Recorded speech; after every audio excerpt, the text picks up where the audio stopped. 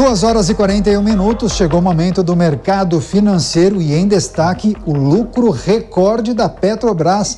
Então, toquem daí, Samidana e Luiz Arthur Nogueira. Bom programa.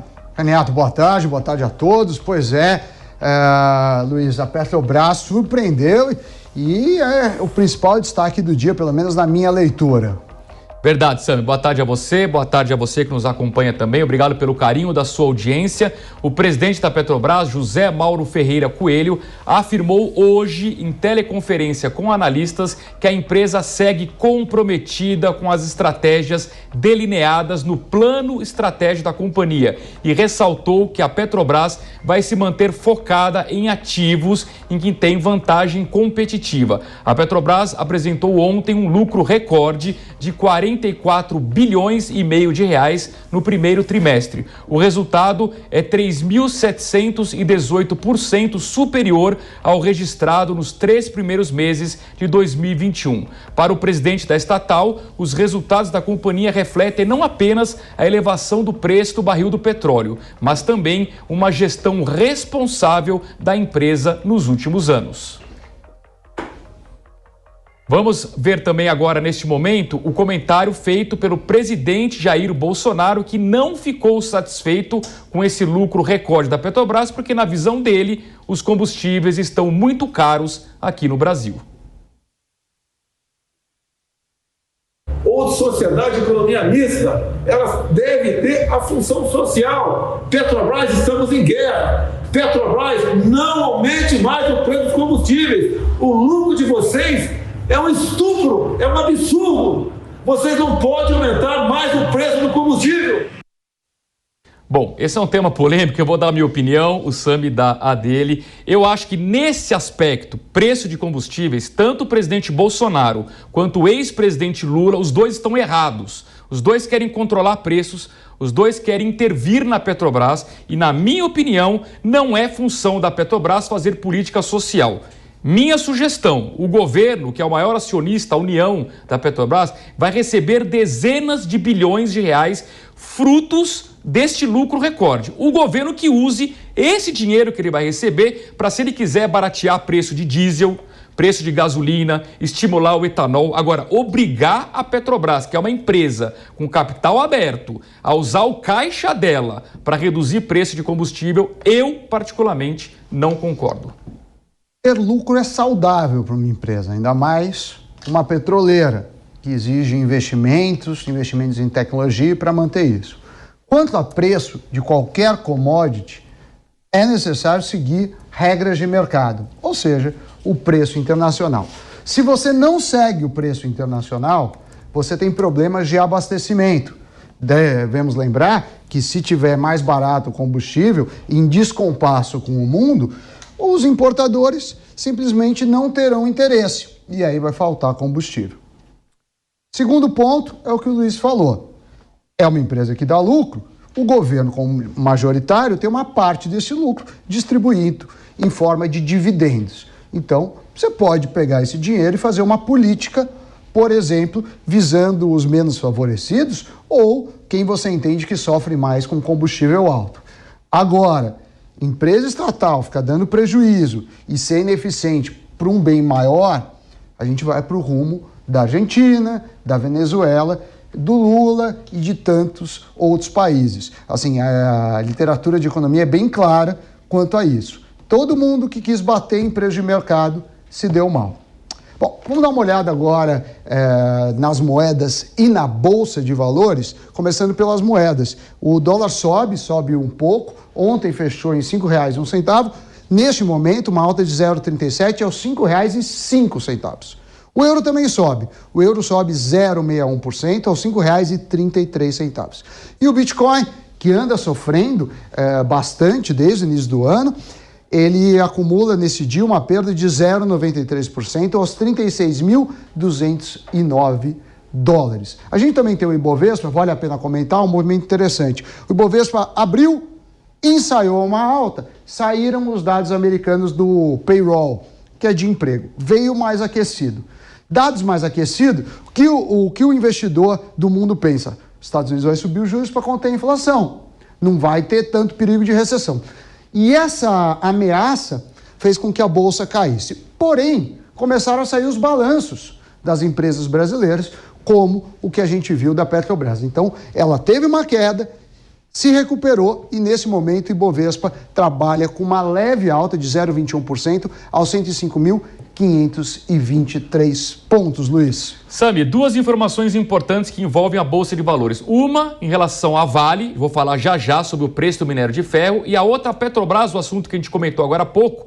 De fato, os investidores estão acreditando no novo presidente da Petrobras, de que não haverá intervenção. As ações sobem neste momento 3%, é uma das principais altas do Ibovespa nesta sexta-feira. Por outro lado, as ações da Vale estão em queda de 0,5%. Por este motivo, os preços do minério de ferro caíram com força hoje, após o presidente da China, Xi Jinping, reafirmar o compromisso do seu governo com a política de Covid zero. O país é o maior importador da matéria-prima do mundo e há receio de que essa política de Covid zero leve o país a mais lockdowns, consequentemente a um crescimento econômico menor.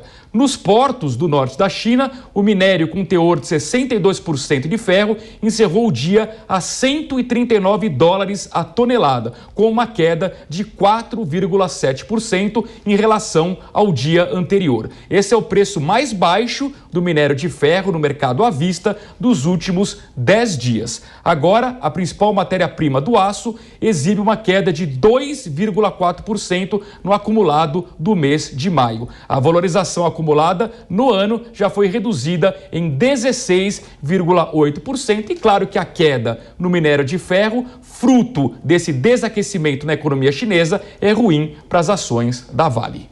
Sem dúvida. Domingo é Dia das Mães, uma das datas mais importantes para o comércio. Salvo engano, ela perde apenas para o Natal e Dia das Crianças. E a repórter Nani Cox está ao vivo em um shopping em São Paulo, acompanhando a movimentação por lá. Quero saber, Nani, seja bem-vindo ao Mercado Financeiro, se parece que teremos presentões ou lembrancinhas. Como está a disposição para as pessoas gastarem num presente de Dia das Mães? Olha, o pessoal está um pouquinho cauteloso justamente porque a gente está tendo preços mais altos neste Dia das Mães na comparação com esse mesmo feriado do ano passado, né? O ano passado teve um resultado muito positivo e a expectativa este ano, dependendo da confederação, né, do órgão que faz aí um levantamento, é um pouquinho diferente. A gente tem a Confederação Nacional do Comércio esperando aí uma movimentação de 14,420 bilhões de reais. O setor de calçados, vestuário e acessórios, que costuma ser mesmo o que movimenta mais durante essa data, deve movimentar 6,690 bilhões de reais. Bom, você falou desse shopping, né? A gente está com um pouquinho de movimentação, aquela movimentação da hora do almoço de uma sexta-feira, né? A gente vai dar uma olhadinha aqui neste corredor aqui do shopping. O pessoal está já dando uma olhada aqui em vitrines, mas por enquanto o movimento por aqui é mais de pesquisa e até esse movimento de sexta-feira, né? No meio da tarde, que o pessoal acaba aproveitando o shopping para almoçar. A expectativa aqui dessa organização aqui desse shopping é que esse aumento fique mais intenso no fim da noite de hoje, né? No fim da tarde de hoje, começo da noite e também no sábado já para as pessoas que pretendem comprar alguma coisa para suas mães. Olha, a movimentação nos shoppings de modo geral deve ser boa, de acordo com a expectativa da Associação Brasileira de Shopping Centers. As vendas devem crescer 19% em relação a 2021, resultando em uma movimentação de 4,5 bilhões de reais durante o Dia das Mães. Mas olha, para quem planeja comprar um presente, a gente já faz então esse alerta aí. Os preços vão estar salgados porque nenhum dos 26 itens da cesta de bens e serviços teve queda. Inclusive, a nossa reportagem esteve mais cedo aqui nesse shopping, perguntando para os consumidores o que pretendem, né, o que estão achando desses preços. A repórter Camila Yunes conversou com o pessoal aqui. Vamos ver um pouquinho dessas respostas que tivemos aqui no shopping.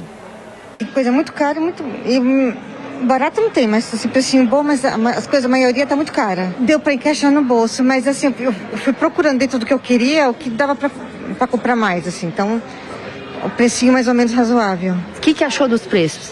Muito caro, e também a gente já veio tendo uma vaga ideia do que queria e dentro do orçamento a gente foi adequando. O que você achou dos preços, Priscila? Eu achei que estão salgados. A gente comprou um conjuntinho de calça e blusa e deu R$300. Eu acho um preço bem alto mesmo, mas tudo bem, a mãe merece, né? Deu para encaixar no bolso.